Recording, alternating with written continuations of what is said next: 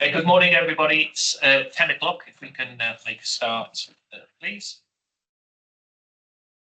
Those of you who don't know me, I'm Dan Essex. I'm the Governance and Scrutiny Manager at the Combined Authority. And as this is the first meeting of the new municipal year for this committee, I will take item 1, which is the appointment of the chair. Now, in previous years, this appointment was made by the WMCA board at its AGM, which always takes place in June. For this year, the board has asked that individual committees of the Combined Authority appoint their chair, so therefore it falls to the first meeting of each committee to make that appointment, which is why it's on the agenda this year and hasn't been previously. As some of you may know, and you have seen emails in the last week from Lindsay, it is a requirement of all combined authorities and their scrutiny committees that the chair of the committee, of the scrutiny committee, cannot be from the same political party as that of the mayor. And obviously, following the elections for the mayor in May, there was a change of political control, and so no Labour member of this committee is entitled or is able to chair the committee. So we contacted Conservative members as those who are eligible to chair the committee. We received 2 expressions of interest. That's from Councillor Burrow and Councillor Kettle, who both submitted a statement in support of their wish to chair the committee, and Lindsay sent those round. So hopefully you've had a chance to see those statements and consider them. And so it comes to this committee to make an appointment for the chair for the year. We are quorate, so you can make that decision. Just to point out, if you're representing a non-constituent authority, sorry to say you don't have voting rights on the committee, so it's only constituent member representatives who are eligible to vote on this and other matters. And so we have, as I say, received nominations from Councillor Burrow, Councillor Kettle, so I will take or request you to indicate in favour of each one as appropriate. And so we'll start alphabetical order. Councillor Andrew Burrow, can you please indicate if you're a constituent member, if you wish Councillor Burrow to be chair of the committee for the year? No. So that is 1, 2, 3, 4, 5, 6, 7, counting. And if you wish Councillor Ian Kettle to be chair for the year, please indicate. Okay. That is 2. And so I declare Councillor Burrow has been elected chair. Take a seat. Thank you very much.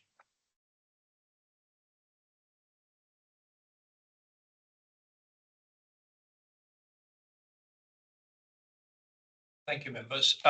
One of the problems I've got is I can't remember names. I never ever have been able to remember names. And unlike my council, the names here are very small and turn sideways. So if you could face your names towards me, that might help. I remember some people's names, but not everybody's name. I remember yours, Mary. And I'm better on Christian names than I am on surnames. Anyway, the first item we have on the next item on the agenda is the appointment of vice chair. Dan, we have nominations. So we haven't received, we haven't asked for nominations. It's for this committee to decide. The same principle applies. Just to remind members that it needs to be a Conservative member. Obviously, one of the responsibilities of the vice chair is to chair the meeting in your absence. So therefore, they also need to miss that qualification. So you can ask for invitations of expression of interest. Councillor Waters indicated. So is that to propose somebody, Councillor? I'll propose that. I'm happy with that. Yes. Sorry, I'll propose it if necessary. Proposing Councillor Waters. Yes. Sorry, I'm getting this. Okay, is that seconded? I'll second it. Yes. Okay. Are there any other nominations? If not, all those in favour? You know what I mean? I don't see any against, so Councillor Waters, yeah, will be the vice chair. Yeah, thank you.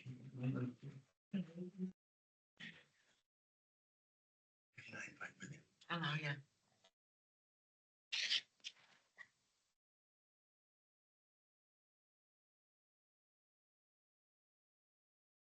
Congratulations. Thank you. Congratulations to you as well. Janet, do we have any apologies? Yes, we do. So we have one for as well. So we received apologies from Councillor Jamie Tennant, Councillor Philip Bateman, who sent Councillor Howell as a substitute, and Councillor Ewan Mackey, who sent Councillor Moore as a substitute. I'd like to welcome Councillor Moore and Councillor Ricky. That's very good of you for coming. Any declarations of interest? I'm not going to read out the wording on the agenda, but if you have any pecuniary interests or any other interests, if you could declare them now, please, on the items that are on the agenda. There are none. So the next item on the agenda is to understand the terms of reference. Do you just want to do a quick summary? I will, Chair, thank you. Yes, so the terms of reference are appended to your agenda pack that was sent out. Obviously, there are new members of the committee this year who will be unfamiliar with them, but I think it's good practice that they are included for returning members as well. So everyone is familiar with them. There was a general induction for members last month, and then there was last Friday a specific session for scrutiny members, and I think alongside those inductions, these terms of reference will give the committee hopefully a clearer sense of what their particular role is, and I suppose within the functions section, which is towards the rear of the terms of reference, is set out some of the detail, but they're appended for information, Chair, and happy to answer any questions now, or if anyone wants to approach me either after the meeting or later, to talk through any detail. Thank you. I mean, my general view is we are there to help the combined authority do the best it possibly can for every resident of the West Midlands. And certainly in my 2 years that I've been here, we've worked on the basis of, I don't think we've ever had a single vote. And it's been on the basis of consensus, and we've made positive recommendations, and the officers do appear to listen. And I think that is a successful outcome. Personally, I've always wanted to follow unsuccessful people. This is going to be a challenge because I think the last 2 years, Kathy, you've done a superb job as chair, and I'd like to thank you for that. We have a schedule of meetings, which I don't think we need to do anything more than just note, and please can people put in their diaries. One of the problems that historically we've had is having enough people here, which is 7 to be quorate. You are allowed to send substitutes, and it's great that we have 2 here today. And substitutes can ask sometimes questions that the rest of us wouldn't ask because we kind of think we know the answer. We don't. And you have a very valuable contribution to make. So if people could put those dates in their diaries, and if they do clash with anything, if you could try and organise somebody else to come, that would be very helpful. So the next task is to go through the minutes. Now, some of you were at the meetings. So these start on page 5 of the pack. I'll just quickly flip through. Has anybody got any issues on page 1 of the minutes, which is basically about attendance? Page 2. Page 3. Page 4. And page 5. So can I propose the minutes are accepted and approved? Yeah. Everybody nodding? Thank you. Yes, sir. So we're now going to look at matters arising. There is one substantive item I know the officers just want to check out where we are on it, but has anybody got anything on basically the second page of the minutes before we get to item 186? Was there anything coming up? Lindsay, item 186. Thank you, Chair.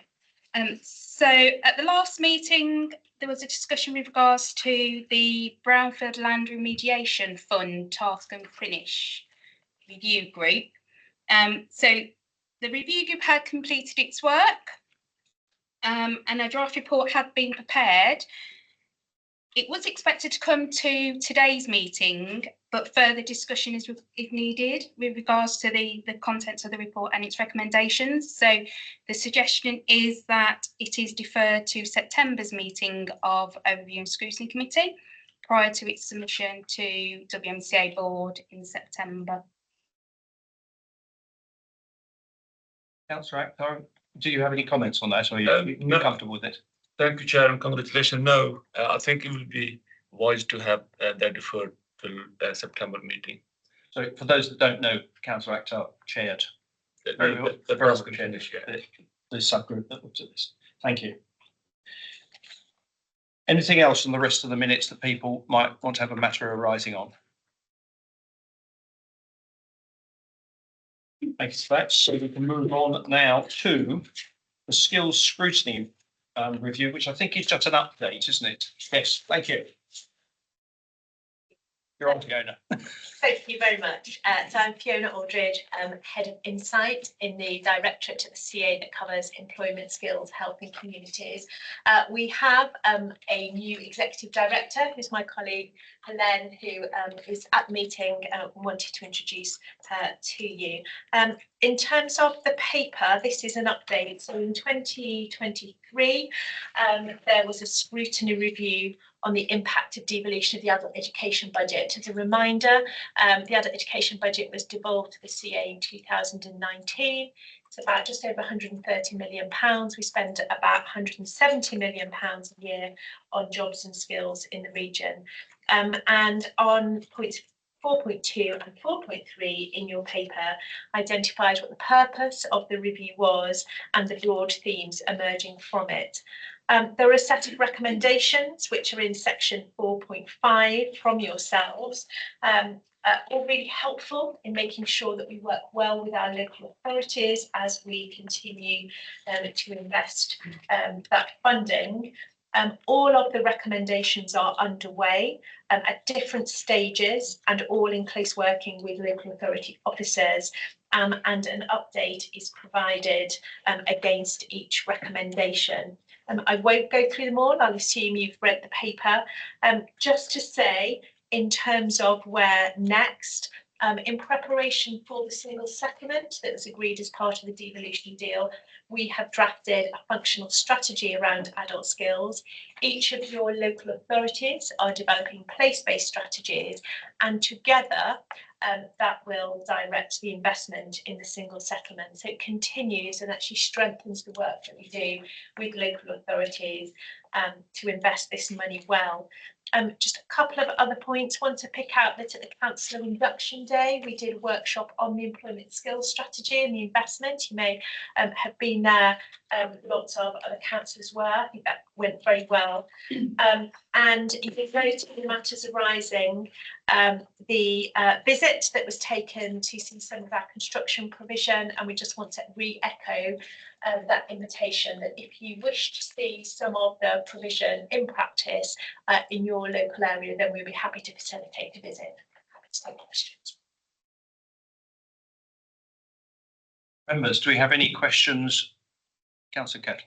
I just wondered, in the last meeting, if I remember rightly, we discussed the way very often careers advice was very late in the school experience, and I think it was quite broadly accepted that we should start earlier in the school experience, so that people started to get ideas of what was out there and what they got, what adult life could be for them. And I still like the idea of not, I mean, sort of career hubs at the end of our school career, but probably in the last 3 years of the school curriculum. I think a wider experience of what is out there in the life of work should be available to young people. And I think we made the point, and I think it needs to carry on through, that we need to start earlier with careers support for young people. Just making a fair comment, I think. Yeah, could you describe to us how the careers thing works these days? Because it's changed and then changed again, then changed again. If you could just run people through how it works, the structure. Yes, thank you. So as part of the devolution deal, we've been given responsibility to develop an all-age career strategy. And you are right that the earlier that we can help people think about their careers and the more options they have. It's not that young people necessarily know what they want to do early on, but they rule things out early on. And the more exposure we can give them to the range of careers, and the range of careers in this region is really changing. And so that is really important. We have responsibility for the careers and enterprise company funding. So it's funding that is provided by government in order to go into schools and to offer some form of independent regional approach to careers. Individual schools have responsibility for delivering this themselves. It is variable provision. Schools are often not funded to do a lot of the work early on. What we can do in a regional approach is be able to add value to that through a range of activities and support for schools.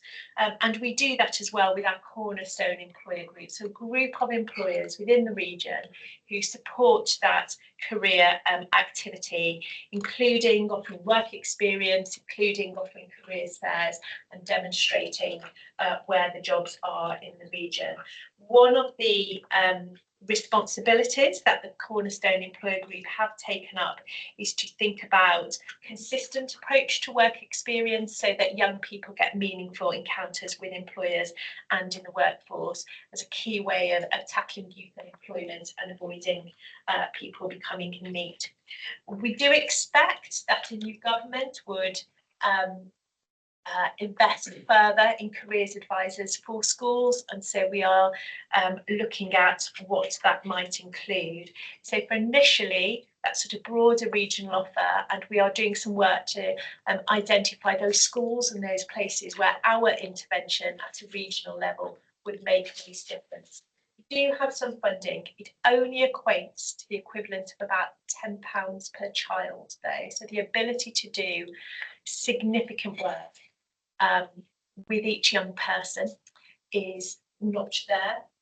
We would like to see more investment in careers. So we're thinking about where we can make most difference, which schools, which places, which children to make the most difference. Councillor Painter. Thank you, Chair. If I can just pick up on 4.6.2, Fiona, which is the job rotation model for Coventry, the test rotation model. So I really like the idea of that. I think that's really innovative and I would hope to see some really positive outcomes from it. But in terms of measuring success from that programme, what will your measures be? And do you, if you consider it to be a successful model, do you anticipate in the future being in a position through the deeper devolution deal to have the kind of funding that would be needed to roll it out across the region?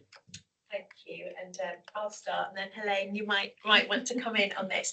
So it is a pilot. You remember in our devolution deal, we said actually we want this to be a place where we can try out some new models of provision. We don't have the funding to sustain this, but if we can demonstrate that it works, then we can make the case for further funding. Just to say, the model works on a basis of supporting different groups of people. It's quite clever, really. So we know that employers often can't release their staff to enable them to train, to upskill, to take on further opportunities. This model enables employers to release existing staff for upskilling and then backfills them with someone who is seeking work. When their existing employer comes back, they come back with more skills, hopefully for progression and to support business productivity, but also that unemployed person who's done work experience, they may keep them on, or certainly they will have had work experience and a reference. So there's lots of different ways in which we are going to measure success, and we have commissioned an external evaluation to be able to take that holistic picture. So we are looking at progression for those existing members of staff. We are looking at the employment prospects of those people who are unemployed. We are looking at the business attitude and investment in training as a whole. So we're piloting it in Coventry. We'll be piloting it for a year. That evaluation and the data that comes out of it will help us understand whether the model works, and then we will talk to DWP, Treasury, central government about potential for further expansion of that. Thank you, Fiona. So good morning, colleagues. My name is Helen Dern. I've just week 4 today in my new post as Interim Director of Employment and Skills here at the West Midlands Combined Authority. And I think the main reason Fiona's asked me to speak is because prior to this, I was the Regional Director for the Department for Work and Pensions here in the West Midlands. So I've seen this from the other side as the partnership bringing this to the table. I think what I would add is fundamentally what we need for this and any other models that we might want to take forward with any incoming government is the need for employers locally to be engaged with what we're trying to do here. And the work then with officers and with elected members in each of the 7 authorities will be vital in bringing more employers to the table to be part of making this or any other programme that we hope to bring to the table in the coming months a success, because we need the employers on board. I'm not sure how far into this you are yet because it's for the 24-25, but have you got a feeling yet for the kind of employment sectors that are coming forward to want to engage with this? So we are really early stages of this. So I think we'll have to come back to you, a report on this, unless you've got any views, Helen. I'm sorry, I can't add anything further at this point, but we will take that away. Yeah. When do you think you might be able to do an update report on this? Is this something for March of next year, or do you think you're really quite far into the year in a way? I think we would definitely be looking into, by March of next year, definitely be able to come back, I would say. Councillor Baton, does that meet your need? Is March okay? Yeah, I think it's just, I mean, from my own interest, from my own interest, I think what I'd want to be understanding is, you know, we have a massive gap need within the care sector, for example. So will it be employers who perhaps are more technical, higher skilled, higher paying industries, or will we see the kind of, you know, the possibility for progression for people through health and social care? Will it be a mix, or will it be predominantly one type of sector? So yeah, that's fine. I just want to have an overall view of where it's going, really. I think we certainly will be able to provide more detail on the type of sectors well before then. But in terms of a broader outcomes piece and what we've learned really in that first 6 months or so, I think March will be ideal. Thank you. That's fine. So by October, could you do an email to say the sectors you're looking at to Lindsay for her to circulate? And then we can do a proper review come March. Yes. Yeah. Thank you for that. That's great. Mr. Chairman, I think that this business of having things late in the political and economic year, and I got a note earlier on about we were talking about helping people understand the financial side of the CA far more by economic tutoring quite early on in the year. And it goes for any of our reports that if they don't hit them with this sort of business until after Christmas or end of the year, we're going into the next election, we lose an element of the committee. People that come back next day or next year are in the minority, or could be in the minority. All sorts of things can happen. But having reports so late in the year is, I think, a detrimental element of what we're talking about. I know, It's like yes, I note your point, but on this one, we didn't get the funding, as I understand it, and we're only just beginning to ramp this up. Have I got that right? Yes, that's right. So it's only recently been approved, so the work is just starting. So it will be, the report is well timed for when the project will run.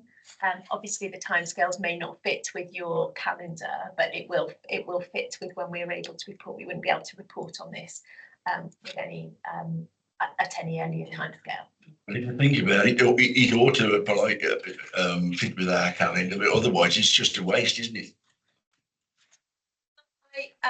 We will report it to you as soon as we're able to do so on that basis. I think we are really trying to pitch to government that this is a place where we trial new things that will both be of benefit to the West Midlands, but could also inform national policy. And as a consequence of that, we do end up fitting with the timescales of government rather than the timescales that suit ours. But I think this is a really exciting opportunity for us, and we'll make sure that you get information as soon as we can. So just so I understand, thank you. Just so I understand, so in October, you'll be able to tell us what sectors you're looking at. March, you'll be able to give us an interim view of this is how many people, this is what they're doing. Then the consultant's report will obviously be at some point thereafter. That's right, is it? Have you got any idea of when the evaluation, because this is a pilot, isn't it? It is. We are still in the process of commissioning it. So when we come back to you in October, we can give you a more detailed timescale of when things will be available. Does that work? Just a query and a comment, if I may, Mr. Chairman, and that, you know, I've argued in the past about the disparity of the higher education budget, the way it's allocated, you know, the way 134 million goes around, and it doesn't go to authorities per capita, and there is a huge disparity as to where it goes. But looking at our problem with trying to bring on a more intense and a more targeted careers advice, right? Not at the end of education, but probably in the last 3 years. I'm just wondering if part of the higher education budget wouldn't be far better used within earlier careers work, as we've been discussing. So what is your budget at the moment for careers advice? So just to say, I'll come back to you on the exact figure for careers, but the adult education budget can only be spent on people aged 19 plus. So we're not able to spend that on people who are younger. We are talking to government, and we did in a previous devolution deal about whether there's any potential for strategic influence over the 16 to 18 budget.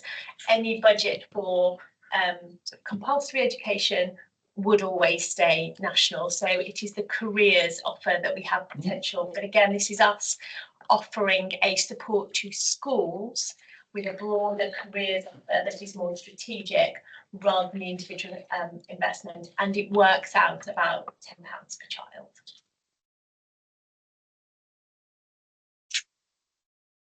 child. So we're talking about what, £1 million?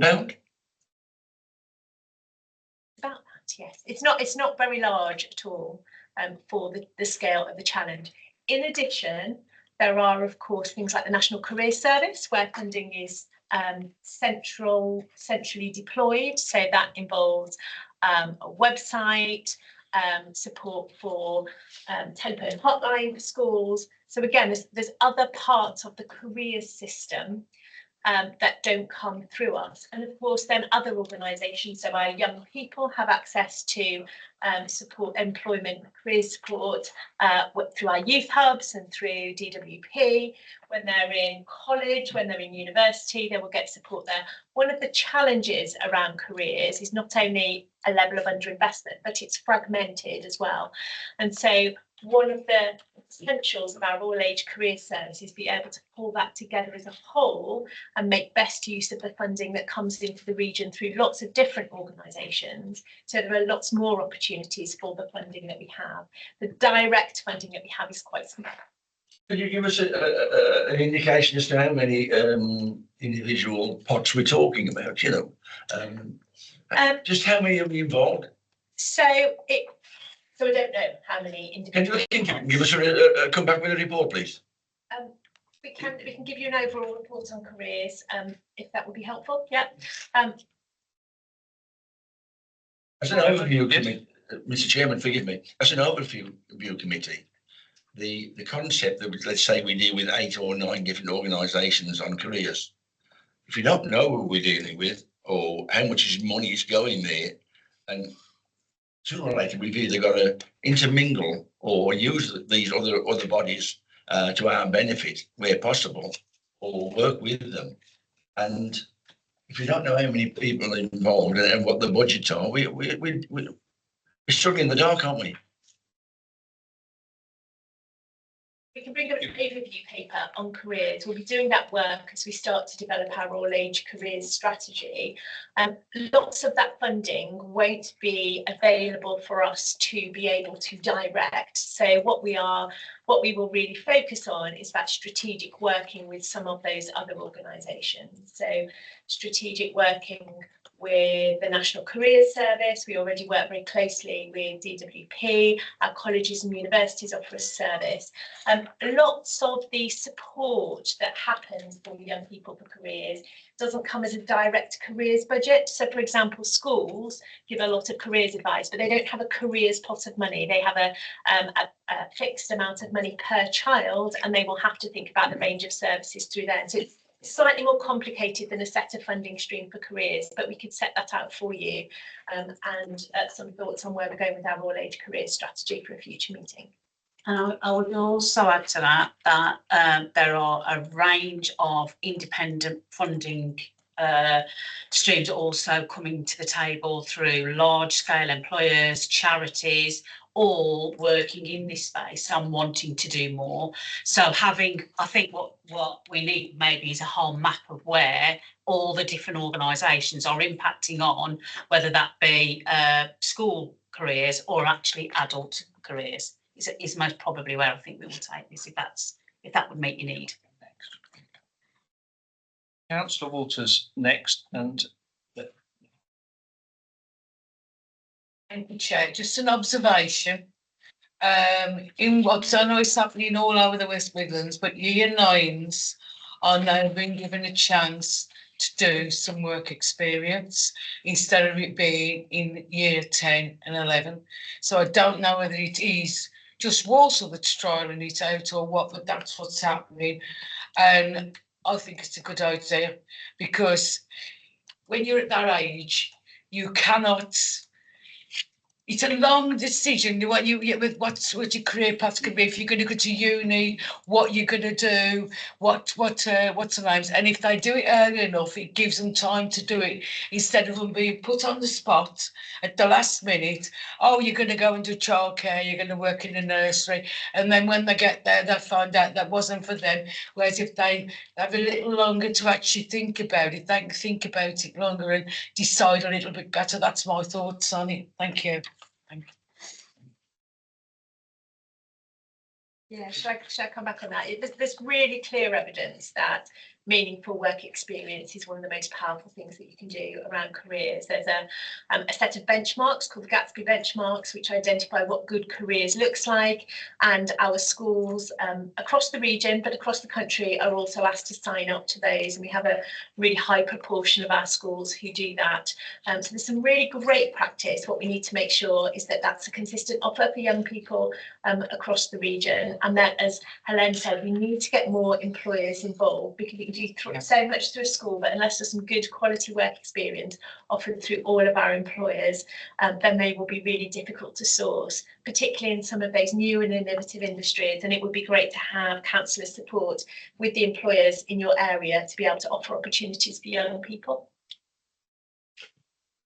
yes, I think that map of who's in this space would be very helpful. I mean, I know what Solihull does because I happen to sit on the right committee, but I suspect not everybody even knows what their own local authority does or their own schools do. And it is variable even within my authority. Councillor Howe. Thank you, Chair. Forgive my naivety. I am here as a substitute. I don't know when I'll be back, so I'll take this opportunity to ask you a couple of questions. Just thinking about work experience and career advice and that pilot ongoing in Coventry. Are we thinking around gaps in the workforce across sectors? Or are we thinking more locally around gaps in localities with employers? I'm thinking particularly about the kind of workforce needs in care and also in early years. We've lost a lot of early years practitioners, and also where inequalities impact comes into that. I have a particular interest in increasing the number of boys taking up careers in early years, for example, because only 2% of that working population are male. And of course, then we also have, a gender gap in care work as well. So I'd just like a bit more detail around equality, the equalities impact, but also whether we're looking for work experience where there are these definite gaps in sectors. Thank you. Thank you.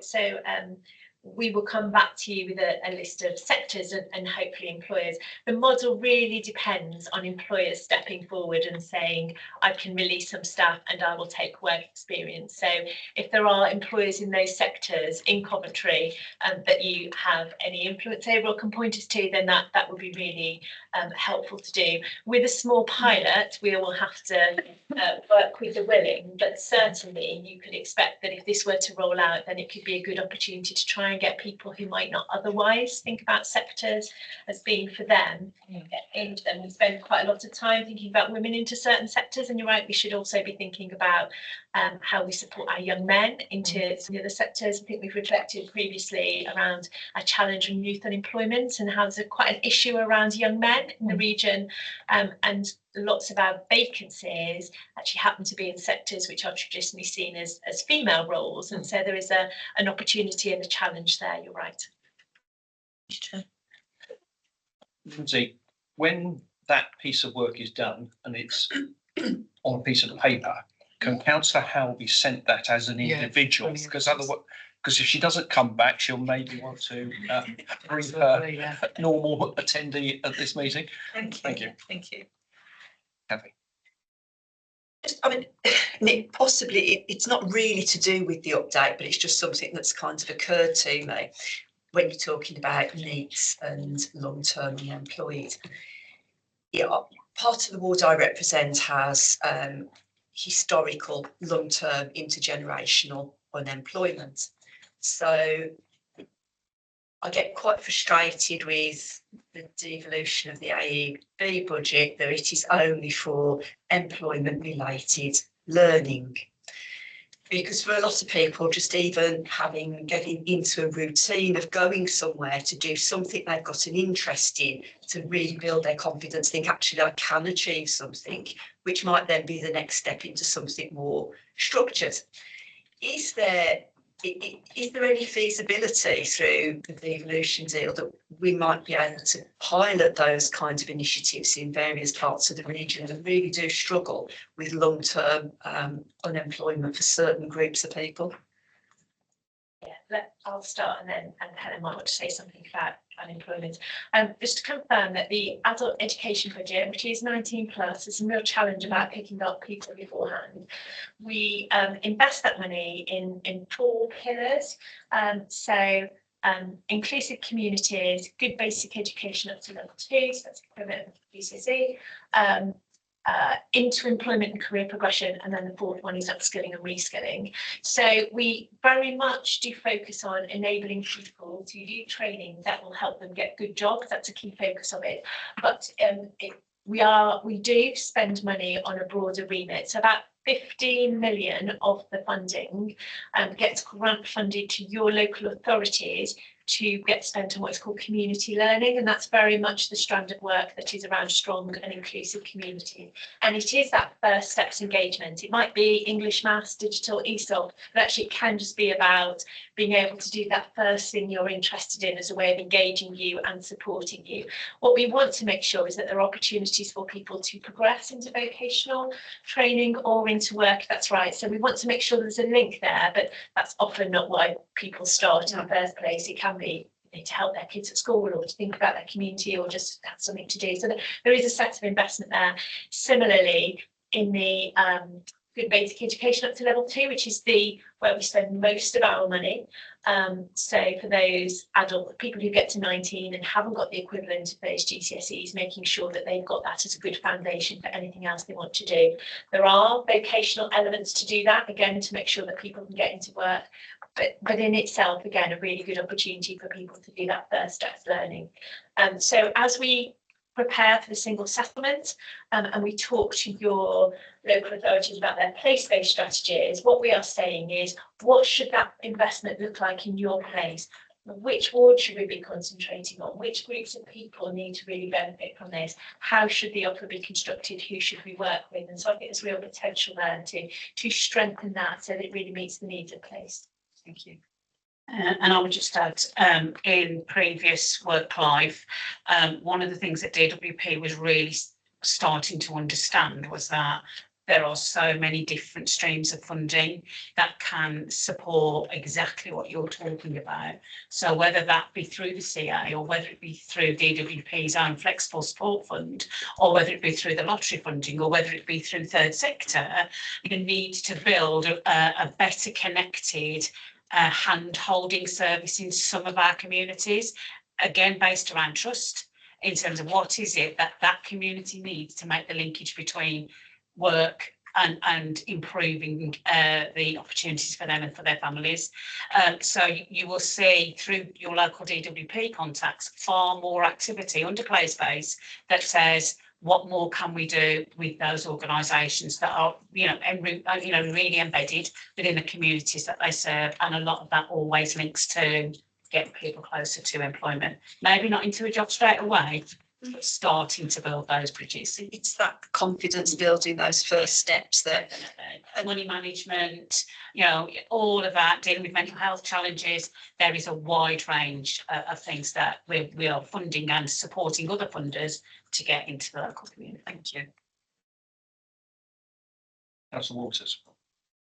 If a case study, someone I've actually engaged with, a gentleman in, I'll say, his late 20s, he wanted to do his licence to actually use a forklift, and he was actually engaging with agencies, engaging with different agencies. And there was a few of them actually promising him they'd keep him on and he'd be able to do his forklift trial licence, but it never happened. And in between time, he's going to the job centre and he's asking the job centre if there's any funding, because he knows he can get a permanent job if he's got his forklift licence, but nothing ever happened. My question is, now yourself, I'm really pleased because you've got both sides of it, and that's really good because you can actually see what not a lot of people see. You can see what happens on the other side, and that's brilliant.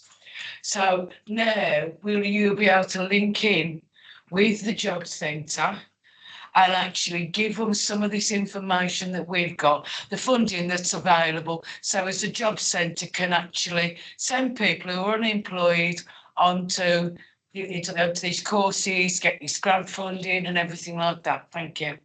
Absolutely. I have worked with the CA over the last few years. I know Fiona really well, knew Claire, my predecessor, well as well, but already within 3 weeks, I can already see where there are gaps and things that we should be doing better and more consistently in terms of the offer to those who are unemployed and long-term unemployed. But that case study there, that customer should absolutely have been able to apply for help from the flexible support fund through DWP to get their licence. There shouldn't be no barrier for that individual to be able to do that.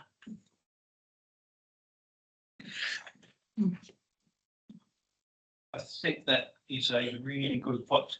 I mean, I visited the construction skills training centre just outside Dickens Heath. I think it's actually in Worcestershire, but I just wondered how people got chosen to go on that course, because when I spoke to loads of people, nobody knew it existed. I didn't know it existed, and lots of people I spoke to didn't know it existed. It looks like forklift truck training is another one of these. Now, these are certainly not level 3 skills, but they do get people jobs. And getting that information out in an integrated manner doesn't appear to be something that we maybe as an authority are capable of actually pulling together. So there is a single package. So wherever you are in the region, if you're involved in careers, you've got that information to hand. Frankly, if somebody can't read and write, but can drive a forklift truck, I know loads of people who take them on. Yeah, exactly. And I suspect other people know that as well. Reading and writing is very important for long term, but in the short term, feeding your family, because you can drive a forklift truck, is quite useful. Yes. I entirely agree with you, Chair. I've seen it already that we assume that by putting something on a website, people will see it, when actually we need to be much stronger in terms of working with the trusted partners in the communities who will say, do this, it will work for you. Please give it a go. You know, I'm backing you to do it, as much as the statutory authorities doing that. So work coaches in the 60 odd job centres that there are across the West Midlands and into the Shires should be doing that on the hundreds and thousands of people that they're seeing over any one week or any one month. But we need to think of alternative ways of getting this information out, because there are some amazing offers in this region. From my experience working on a national basis, aren't replicated in other parts of the UK. The partnerships that we have here in the West Midlands are set and strong, and I think the next few years will give us the opportunity to be really quite innovative and radical in terms of what we can do for our residents. And that also involves because the thing I found out at Dickens Heath was they would actually bus the people across the West Midlands to get there. Now, that if you're in construction, that's exactly what happens when you work. But people would automatically say, no, how on earth do I get from Dudley to Dickens Heath? It's too far. Anyway, where is Dickens Heath? Yeah. And so it is not only the fact this stuff exists, it's the fact that we can actually wrap round you and get you on it. And then at the end of the day, we've got employers lining up to give you jobs, because at Dickens Heath they do. And I suspect on forklift trucks they do as well. Yeah. Knowing the amount of warehouses we've got in the region. Councillor Kettle. Thank you once again. Some years ago, I opened a school at Hales-Owen that was training people for the National Grid. It was a super facility, and the people that came out earned far more than average earnings. But the interesting thing was, over the years, no one knew it existed. They didn't know where Stirling Park was, and had no idea that this place in Hales-Owen could lead to employment on the National Grid. It was probably specialised and suiting one major employer. But that kind of facility was on our doorstep, and no one knew about it. We've got a number of those. You know, you've talked about the construction and the work with RMF, but actually, if you were to go to Dudley, the partnership there that works at Rail Track, or anything to do with the rail industry that's in partnership with Wolverhampton College, you know, that facility is absolutely outstanding. And again, you know, if somewhere, if you would like to go and look, I'm quite sure our colleagues there would be more than happy to facilitate a visit for anybody that's interested. Transport. Yeah. Yeah. I'm sorry, I can't read your name. Hi, my name's Joanna Kane. I'm a new member of this group, and I'm from Edinburgh Borough Council. Incidentally, I don't live that far from Dickens Heath. But my question really is related. I think this report's very, very, very interesting. But as far as I can see, it's totally targeted on constituent authorities. How might we, as non-constituent members, benefit? Thank you. You are right that the adult education budget that was devolved to us is for residents within the WMCA area. For those residents outside of the WMCA area, national government continues to fund skills training. So there is skills training across the country, but the flexibilities that we have to do some of the great work that we do here is for our residents only.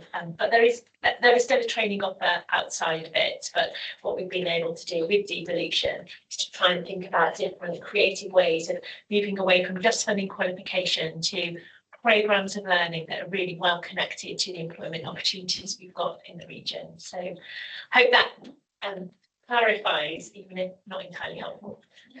Thank you, that's exactly what I thought, but it's a little bit frustrating reading about all these good things and thinking how great it would be if we could have some of those in our local authority. I mean, from your own experience, if there were a couple that you would recommend spreading wider, what would those be? So one of the things that we do is that we link very closely with the Department for Education. So as we are finding things that we think work, we are sharing that with other combined authorities and with national government, because we want to see great things in the combined authority area, but it's frustrating when people just outside can't access those. So we do share lots of good things.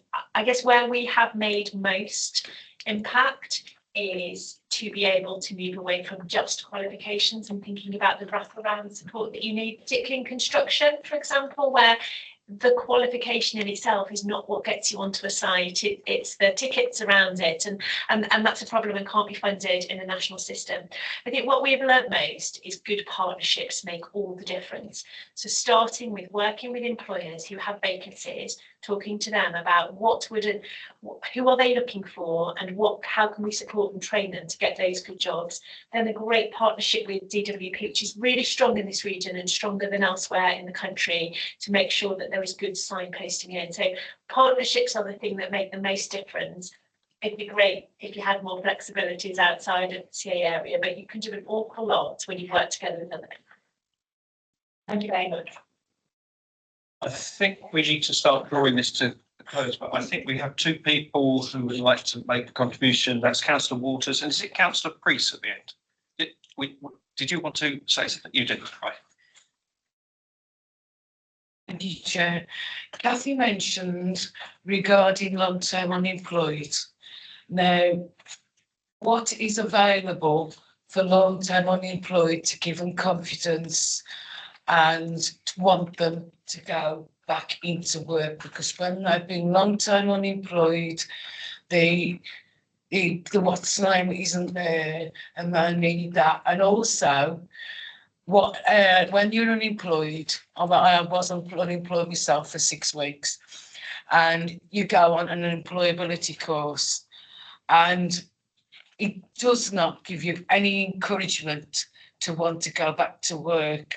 I know we can't revamp that, that's a government thing, but is there anything we can do to actually, third party, what's the names, that actually put on something to give people the encouragement and the, what's the name, to go back to work? We can actually signpost people into other sectors, other sectors, so as they want to go back to work, because say employability just doesn't work. Thank you.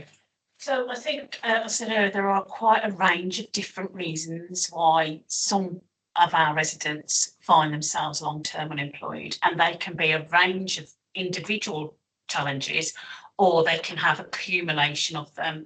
So whether that's how to ensure that people going into work are financially better off, how they have security around the money that they've got coming in for them and their families, and particularly those with children and rented accommodation. There is then also other things like addiction issues, debt issues, mental health challenges. So the longer somebody's out of work, those things become more and more and more compounded. National government does expect certain things to happen at certain times. So 9 months into and being brought forward to 6 months into unemployment, then you should be taking part in mandated support. However, that doesn't always meet the need, because the aim is we want to get you into a job. But actually, if you've still got all those unresolved issues, then taking a job most probably isn't the right thing for you or for the employer, because those problems are still going to be there.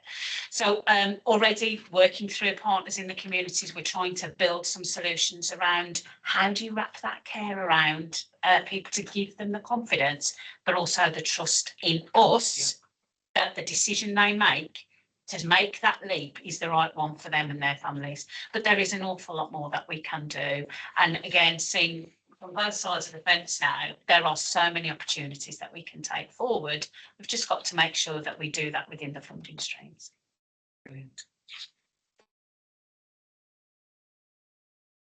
Well, thank you very much for that. I think we've had a good kick around on that. We've got one or two takeaways, which Lindsay will record in the minutes. And you'll come back to us in October, specifically the next thing on the Coventry pilot scheme.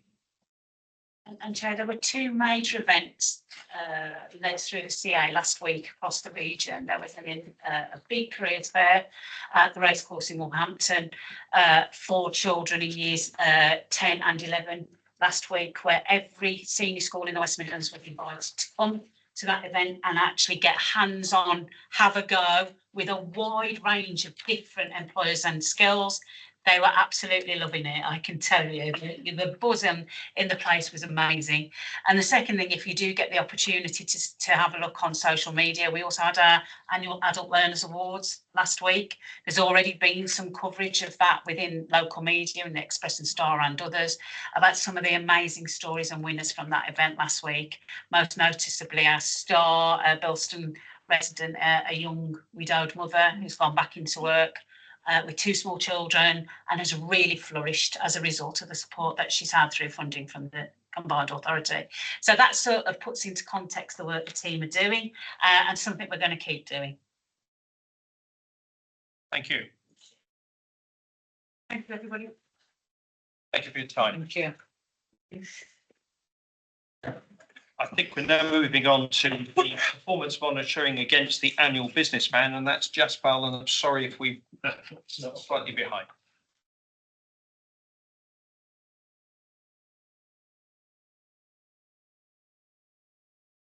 Thank you, Chair.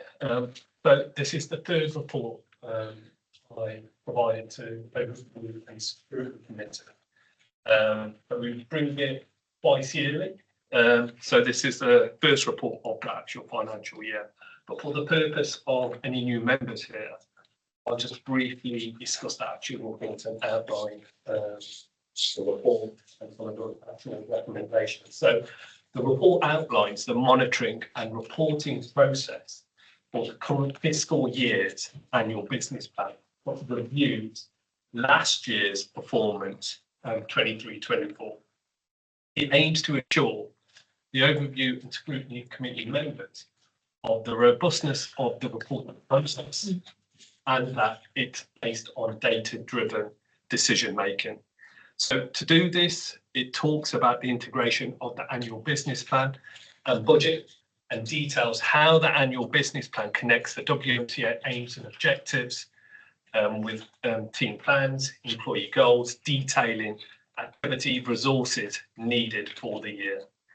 It outlines for 24-25 how we are measuring performance through 119 performance indicators that are used to measure yearly activity, including 27 key performance indicators that are critical to achieving our aims and objectives. Performance is reported monthly via Power BI dashboards, and KPIs are also reported monthly to Executive Board, along with quarterly comprehensive reports about overall performance. So nothing gets missed basically and falls between the cracks. The reporting approach is refined annually based on feedback and lessons learned. Reviews ensure reports are clear, relevant and comprehensive. And we get that two-way feedback with Exec Board also to make sure the reports meet their requirements and there's a required level of assurance around the actual information being provided. So just really briefly on last year's performance, And I've included last year's performance because it's so early in the year at the moment, and because performance is reported cumulatively, there's not a lot of information to report so early on in the actual year, hence why I've actually shown last year's performance. So out of 127 indicators, 80% were on track or completed, a slight decrease from last year's performance of 84% in 22-23. Throughout the year, the number of red and amber indicators increased, reflecting that cumulative performance, as you'd expect more in Q3 and Q4. The performance monitoring method has evolved through iterative improvement through the Power BI dashboards, which I alluded to earlier, and integrating KPIs, PIs have proven effective for performance management. The recommended method enhances transparency, accountability, and continuous improvement, with 80% of performance indicators meeting the required threshold in terms of achieving target or being completed. The summary highlights the main points of the report ahead of the actual meeting itself today. So this is what the report is actually detailed, and one of the key recommendations of the report based on this is to endorse the actual method for tracking the annual business plan for 24-25, and the improvements we continue to make by looking at continuous improvement for the feedback we receive and how we actually go ahead and embed that throughout the year to ensure it effectively manages performance. And that's it, really. Any questions? Councillor Baker. Thank you, Chair, and thank you for the updated report. A couple of points. Do any of the KPIs need to change with the new mayoral manifesto? And I note that there is reference in one of the KPIs to housing and land board, which I don't believe exists anymore. So I presume you're going to have to amend that particular KPI. But the housing KPIs, or the house, I felt were not tangible enough. So whilst, you know, some of the KPIs or the performance indicators around strategic partnership working and developing relationships, you know, I accept that it's hard, you can't put a definitive on that. But things like actually housing, should we not be having performance indicators that are measurable, so that, you know, you have an indicator for a delivery of X number of units of residential homes within a 12-month, 2-year period, and we don't see that within the table. So is that something that has been discussed, and why was it the decision taken not to have it as a structured KPI? You know, thank you. So the actual KPIs are identified from the performance indicators, and that's done by the executive directors. So this is an ongoing process, because you may find business needs change. There may be other actual resource requirements, for example, throughout the year. So I guess to answer your question, we've got these KPIs built so far for the start of the actual financial year, but they will be reviewed on an ongoing basis by executive board. So they may potentially change. I don't know, there may be iterations in Q2, Q3, if that business need changes. But I think if I can just come back on that point, I am concerned that for something like housing, where we don't know as a committee how many units are being delivered, and actually we need to have measurables, distinct measurables, I personally would say, for housing. So, you know, I would appreciate you being able to feed that back to the executive team and then bring us a response back to that, because I don't think you can have, you know, where we've got some of the KPIs around skills and employment, we have some measurables within that. Yeah, absolutely. I'll go back to exec board and feed that information. The only thing I would add is underneath each performance indicator or KPI, you have a set of milestones on how that PI or KPI will be delivered. So you may have 4 or 5 milestones beneath that, and they tend to be projects or programs, and they can often quantify that performance indicator. So not all the detail is in the performance indicator itself. You've got that quantum beneath that. But absolutely, I'll feed that information back also. I think then as a committee, for our assurance that we are delivering against measurables, we need to perhaps understand the detail that sits then below that, so that we can actually say, yes, we are happy that this is, this is green, it is being delivered, and we are on target for that. Kate. Just say the investment board actually monitors, so they receive the housing dashboards, which includes around the outputs and the monitoring of that. So it might just be that we need to link up this committee for actually getting the visibility of the information that investment board receives. Maybe we could put this issue on our work plan. Yeah, That's appropriate. Yes, I think so. With some real numbers. Yeah, I think so. Now, I've got three. Councillor Moore, I think, was next. Thank you, Chair. I think you referred to it reported elsewhere. I'm only going to go on the report that's in front of us. But in terms of last year's performance, it says there were 25 red and amber indicators, but there's no breakdown as to what those were and why they weren't achieved. And I'm particularly concerned because obviously we're looking at next year. If any of those 25 are rolled forward, what's being done to ensure that they can be achieved next year, given that they haven't been achieved before? And I don't know if any of them feature in the 22 that weren't achieved the year before that. So a number of those 25 will be rolled over to this actual fiscal year. I've not, I guess, provided that level of detail, but I'm more than happy to provide that level of detail around what the milestone commentary is actually stating. So you've got that additional context around information. I guess this report at the start of this financial year, because there wasn't a lot of exception to report on, I referred back to the previous year's report, but I'm more than happy to provide that additional level of detail if needed. If I may, Chair, I mean, I've not seen any performance monitoring of the combined authority, but on other boards and charities I sit on where there is performance monitoring, that's the very basic that is provided, that if stuff is not achieved, you provide a summary as to what it is and why it's not been achieved. So I was actually quite surprised that such a important organisation such as this, that it wasn't provided in here. I thought that was basic, and so I'm very concerned it wasn't provided, but if that can be shared, it'd be much appreciated. No problem. Councillor Fenton, Yeah, I mean, a couple of things have been covered, but I think I'd echo my own personal perspective. I would like to see more information on where KPIs are missed, but also I want to know what the full KPI is. So a broad overview for me, it doesn't stack up with me being able to then scrutinise. And I mean, as well as the housing, we've also got the decarbonisation, or to me a KPI that says engage with. That's a very, very broad. I mean, you'd only have to have one conversation to have not hit that as a KPI. And then, so it really is important that devil is always in the detail. And so, Chair, I'd really like if we could have a little bit more enhanced information in and around these things going forward.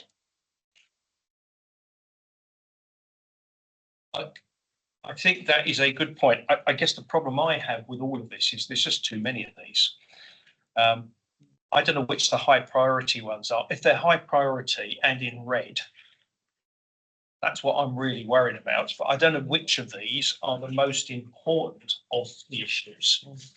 And frankly, I don't actually know which ones we're missing anyway, because it's a very broad statement on we're missing. So maybe we need a different style of report. And is this something that a small group could get together and actually specify what it is we want, working with an officer? I think certainly we'd be happy to, happy to take feedback and get you a report that is absolutely meaningful for you and the Scrutiny Committee. So yes, we'd be more than happy to work with a couple of members of the committee. To be fair to Jasper, I mean, he doesn't know what we want, so he's providing what he thinks we want. I mean, based on the last report, it did have that level of detail that you're discussing. I guess it was just so earlier on in the year. I'm more than happy to provide that detail, but through discussions with yourself to make sure we meet your needs. Lindsay, if we could set that up. And if people could indicate to Lindsay whether they're interested in joining a Teams meeting, just to chat through exactly what is it we would want in a report. And I assume, Jasper, you would be part of that meeting, so Yes, yeah. we can actually have an interaction on it. That would be great. Mark, I think you had a point. Yeah, just say a quick word of introduction. My name is Mark Smith. I'm the independent chair of the Audit Risk and Assurance Committee, and I attend these meetings in an observatory capacity, partly as a reflecting the scrutiny protocol, which encourages close coordination between ARAC and OBU and scrutiny. So thank you for letting me come along. I noticed in this report, there is the proposal that a report be brought to ARAC in October to provide feedback. So, Chair, I also will be very happy to join a joint working group on this particular area, if that'd be helpful. Indeed, it would. Thank you. Are there any other comments on this, or Councillor Waters? Just the one, because the other one's been asked. We're actually going to do this in the working group, which I'm going to put my name forward for. But sometimes it does mean more simplified, such as housing. We've got a broad range of what's the name on affordable, because we've got social and we've got buy-to-lets, and it's not just a combined authority now. Where you ask, it comes forward. It's affordable, and it's actually the social that we need. And it'd be interesting to see how many social are actually being built in the West Midlands compared to the ones that are actually built buy-to-lets, which a lot of people is priced out a lot of people's price range.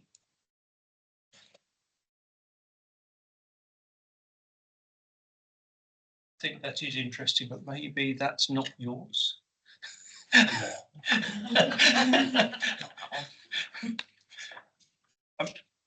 Are there any such figures? Because my understanding is in the West Midlands, we have three markers. We have affordable housing, which is the 80%.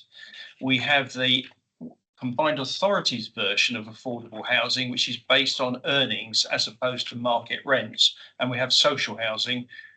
I think that's right, or have I got that wrong? Yeah, that is correct. So there is a government definition of affordable housing. There is a definition of affordable housing that we as a combined authority agreed, which is well, it depends which way you kind of look, but higher. And yes, then there is social housing as well, which we don't currently have any responsibility for as a combined authority. Affordable housing. So I'm just going to come back to Councillor Waters now and say, what is it you were actually after, and is it something the combined authority can give you? Well, sorry, right. I know it's not under the combined authority, but we do have to we have an allocation of. We actually take the figures, Sam, as Kathy said, to actually see what's going on with housing and Salford land and what's the name. And it'd be good if we could actually find out how much land is actually being allocated for affordable, so how much is actually being allocated for sale and so forth, to actually what is actually needed in the West Midlands, if you're with me. Thank you.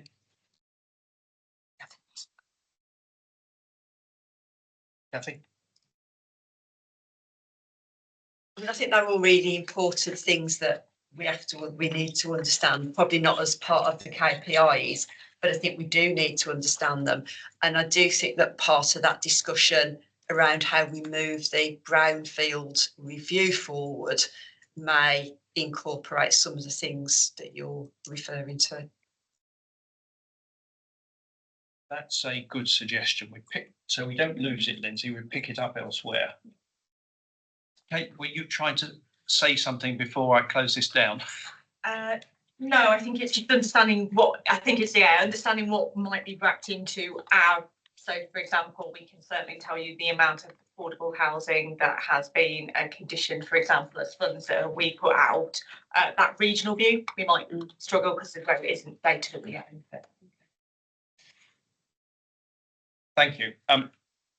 I think we've probably talked this item to death, have we? Probably beyond its original remit, but I think the discussion was perhaps interesting, as raised a couple of points we'll pick up elsewhere. So unless people have got anything else, I propose to move on. And thank you, Jessica. That was we'll come back to you on some more definition on stuff. But thank you for bringing this today. Thank you. So returning to the agenda, check I have. We're on grant register next, which I propose that has anybody got any questions on the grant register? Apart from the fact is, why is it so small? And I don't mean the amount of grants, I mean the timing. I mean, to me, it was pretty unreadable. Councillor Bainton.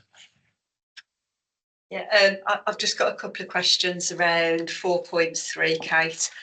My usual ones around how and when a fund's going to be allocated. So the 14.5 million of capital funding from DFT.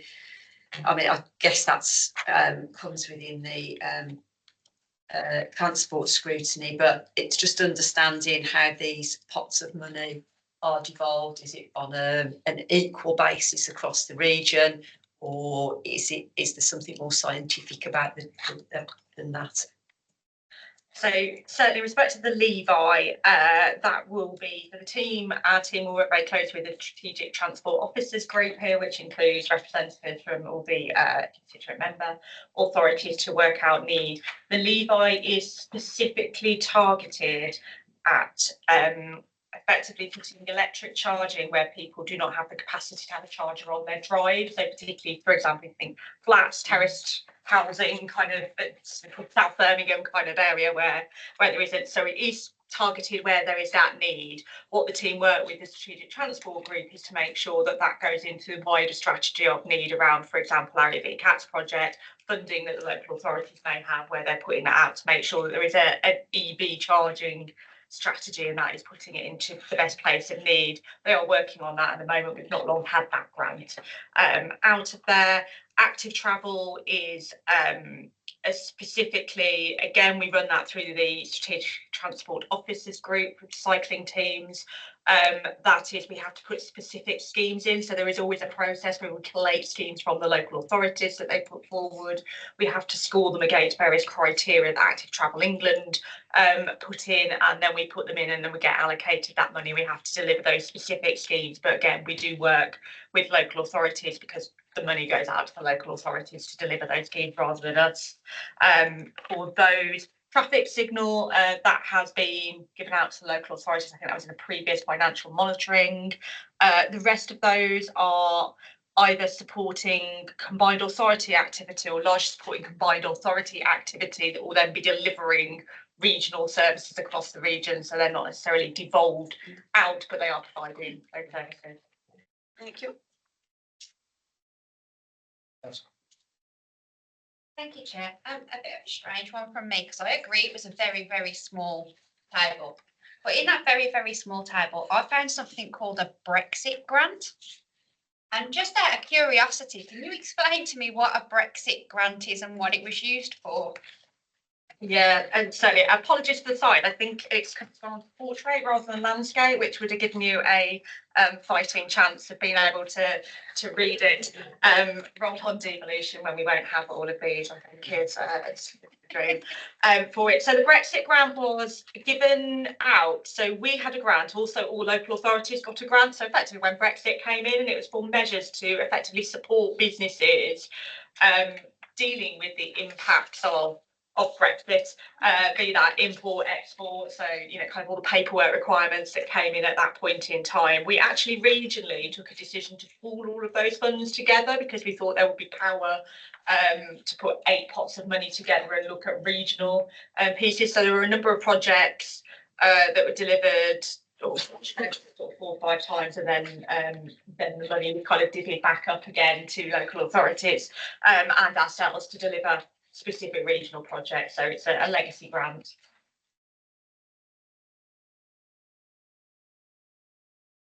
If there are no other questions, I've got one. The £14.5 million for electric vehicle charge points. Any idea how many that will buy? I have absolutely no idea. I'm guessing it depends on the intervention that they choose to do, because it's not kind of charging units per se that we might kind of see on fronts of houses. Those, it could be, you know, you see in London lampposts, for example. So and various different mechanisms. Certainly find that out for you. I just wondered what our target was for that amount of money. I mean, it doesn't seem like a lot of money for, I don't know how many cars we've got in the West Midlands, but it'll be a lot. We're kind of motor city, aren't we, really? So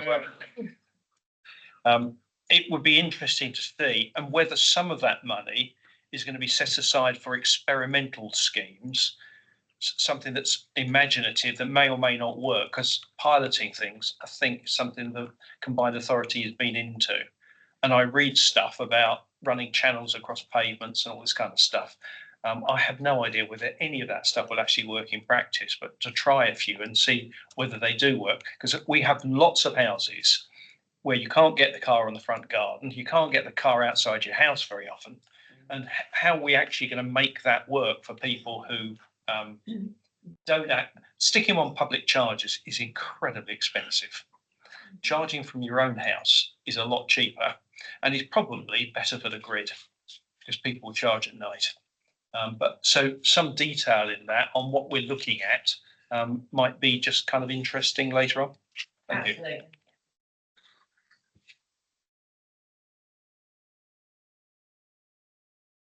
I can see no further questions. I think we're on work plan next, are we? Yes, we are.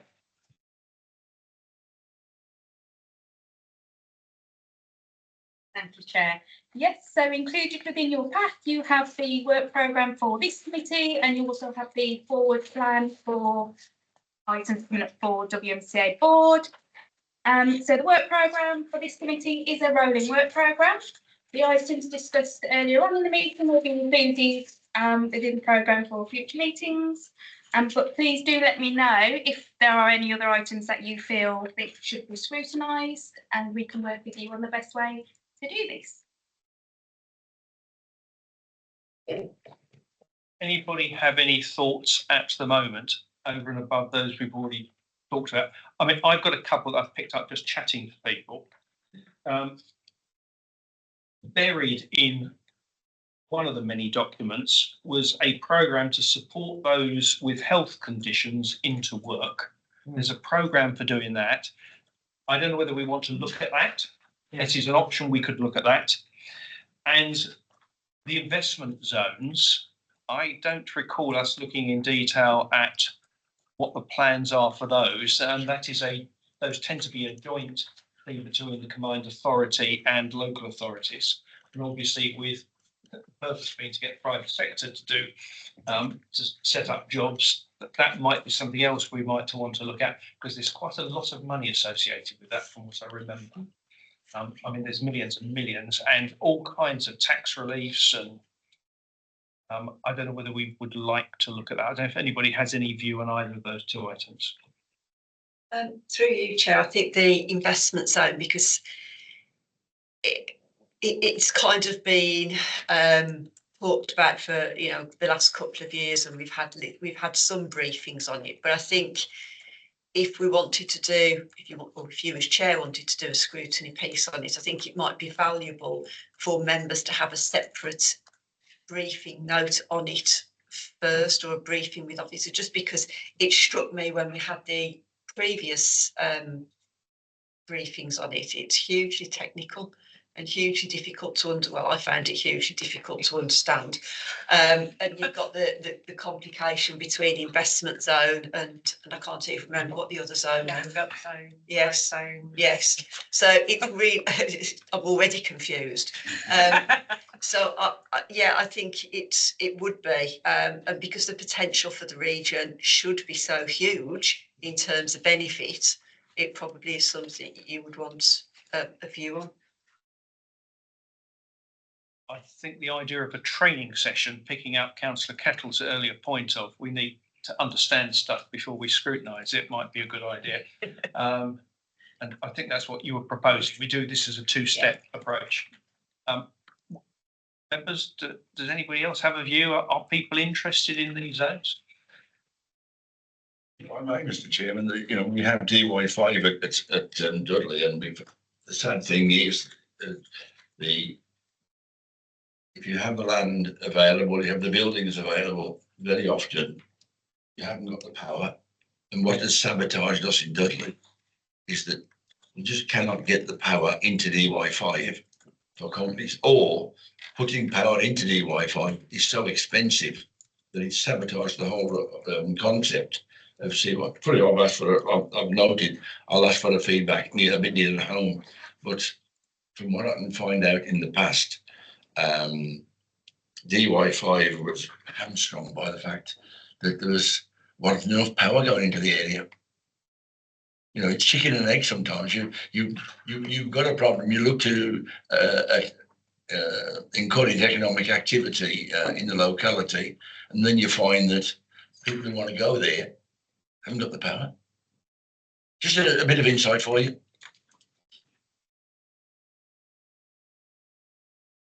Members want to spend their time looking at this issue? 1, 2. Anybody else? 3. So this looks more like a task and finish group than a full board. Should we look at it that way? Yeah. And maybe our missing members, sorry, our substituted members, they're not missing really, might be interested if you could just ask your colleagues when you go back. That would be helpful. Thank you. So, Sorry, Chair, just to go back to your first suggestion as well, in looking at how the combined authority is going to be supporting people back into work that are suffering from ill health. I think this probably something, the strategy behind that is something that I very much would be interested in looking into. I do have a fear when people bring things like this up, and I'm sure everyone saw the press not so long back. I mean, it's a couple of years where people that were on ventilators were getting letters telling them they had to go to work and stuff. So I think just for that, I don't, not for 1 second suggesting that's going to take place again, but I think just for residents' information, it might be worthwhile that we do have a look, and then it would be there for them to come back and look at this meeting should they wish to do so. Dan, I think. Yeah, it's a point that now that we have a chair, I'll going to raise with you afterwards, but the committee should be aware that the Combined Authority's new investment zone board, which is the member committee that will have responsibility for the investment zone work. As chair of this committee, you have an observer seat on that board, so you will be perhaps close to, because I agree it can be a complicated subject for members. So, but just to say that the chair of this committee is an observer member on the investment zone board, and so some of the discussions that you will hear at that meeting may well then influence the work that you'd like this committee or a working group to do based on the activity of the investment zone board. Thank you. Picking up that issue of supporting those with health conditions into work, I assume that the activity you were talking about was DWP as opposed to, I assume that what the combined authority is doing is providing services to help people who are, let's say, willing. We are enabling those who wish to be enabled. Is that broadly right? Think so, yes. Yes, I think that is broadly where we are. Councillor Waters. The discussion I had with, I don't know her name yet, it just come into it, what I was actually asking her regarding that, because some of the ones who are long-term unemployed are long-term unemployed because they have a few health issues and so forth, so it's actually linking in with them as well for them to actually be brought back into the workforce to see what they can actually do and what they can't do. Thank you, Chair. Maybe we have a paper produced and then take a decision. Yeah. To see what's in the paper, because I think your point is we're not sure what this is about. Major point with it, Chair, is sort of public fear. And making sure that residents have access to seeing what this actually is and then don't go off and be scared. Because that's not going to help anyone engage with anything, is it?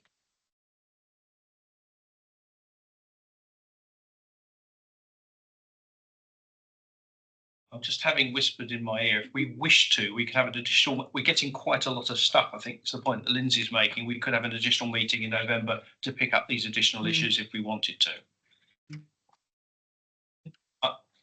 I'm keen to do that. I think the point that you're raising about we want to check that our job is to check the stuff is not going to harm our residents indirectly on this issue, and therefore to have a review of it is worthwhile. Yeah. Sorry, through you, but provide them with the reassurance that it's not scary. I'm sure it'll be scary, but it's good scary as opposed to bad scary. Exciting, Chair. Yeah. It'll be exciting. Thank you. I think we've finished that item now, Lindsay. You've got enough? Yep. And I think that is the end of the meeting, except to say when the date of the next meeting is, which is Monday, the 2nd of September. Just to submit my apologies in advance, I've got a clash with the fire authority, but I will make sure that we've got a substitute from Dudley. Thank you very much. And